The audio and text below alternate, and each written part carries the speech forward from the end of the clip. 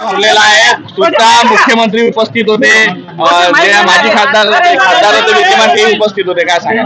आज मी लोकसभाचा माझा उमेदवारी महाराष्ट्राचे लाडके मुख्यमंत्री सन्माननीय शिंदे साहेब हे सुद्धा आज माझा उमेदवारी घेण्यासाठी होते. महाराष्ट्राचे लाडके उपमुख्यमंत्री सन्माननीय शिवसेनेचे देवेंद्रजी फडणवीस हे सुद्धा होते.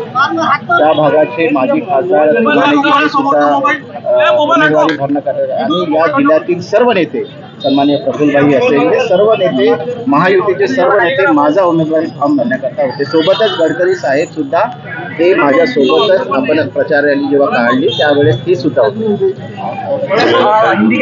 आमच्या सुलेखाताई असेल, आमचे जोगेंद्रजी कवाडे, आमचे महायुतीचे सर्व लोक माझा उम्मीदवारी फॉर्म भरण्याकरता सर्व लोग होते. भाव जो मौजूदा सांसद थे उनका टिकट काट के आपको टिकट दिया गया, क्या मानते हैं आपकी जीत को लेकर कितने आश्वस्त है आप? मैं तो 100% आश्वस्त हूँ.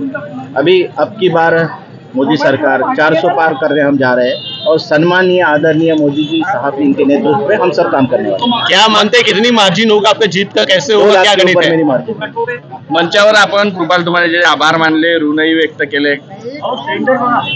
आपल्या या महाराष्ट्राच्या संस्कृतीने एक आहे, आपली संस्कृती तशी आहे की ज्या लोकांनी माझ्यासाठी एखाद्या वेळा ही सीट सोडली त्याबद्दल मला त्यांचे आभार मानणं हे कर्तव्य आहे माझं.